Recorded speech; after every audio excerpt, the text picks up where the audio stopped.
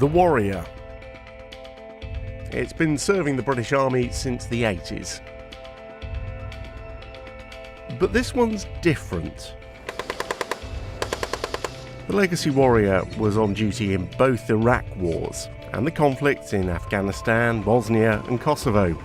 8 years ago though, Lockheed Martin was contracted to upgrade the turret. Now that design is being road tested. The MOD is working with Lockheed Martin, but also examining what the company's providing. They have to decide whether to upgrade the entire Legacy fleet.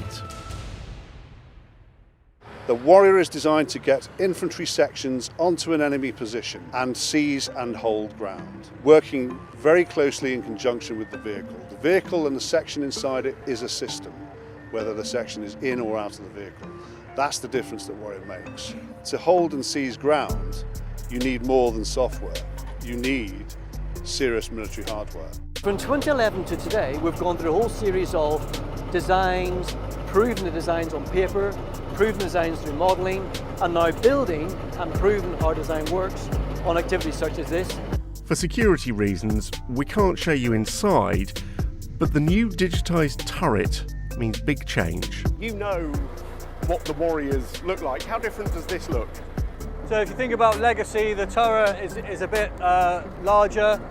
The cannon is the biggest difference. You've got the mantlet, which has changed, and the large cannon that comes out. This is the cannon. That looks different on the older ones. Yeah. So this is the main change, is it? Yeah. So we've now got a 40mm cannon, where before we had a 30mm cannon. So all this assembly behind the cannon, does that look the same or has that changed? So that's completely changed as well. So before it's quite a smooth mantlet. Now you've got the large mantlet that juts out in the sort of wedge shape, and then the chain gun shroud, which is the bit to the right of the barrel, has now been placed a bit higher than it was as well. The chain gun itself has been improved to make it less prone to jamming. There's also the option to add extra protection on the outside. The real game changer on top of this Warrior is a bit like one of these things. It's called a gimbal. It's holding a camera, and the idea is as I move the handle, it keeps the camera steady and pointing at whatever I want it to. Now that is really handy for photography, but it's absolutely essential for a cannon like that.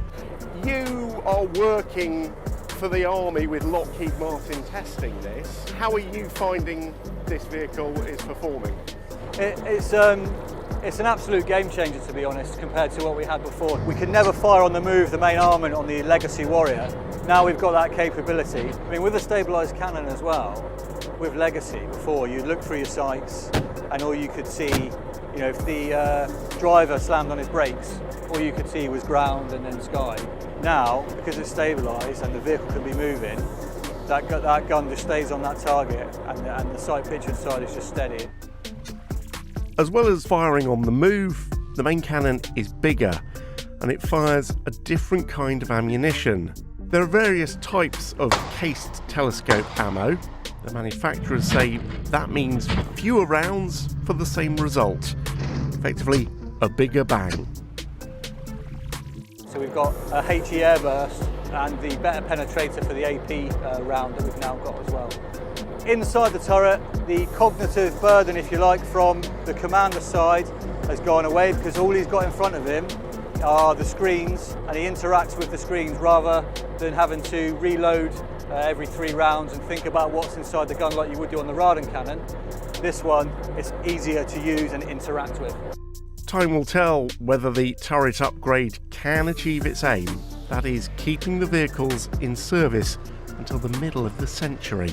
We've got a design, we've got a vehicle design to play with, and we're starting to learn all the little issues, the snags, the faults that pop out all over the place as we fire and use the vehicle. And that's exactly what we're doing here today. The goal is for us to have the world's very first infantry fighting vehicle that can fire and hit with pinpoint accuracy moving targets whilst on the move. What that means is the vehicle does not need to stop to fire. That will increase tempo against the enemy And that is something which our potential adversaries and our allies will certainly sit up and notice.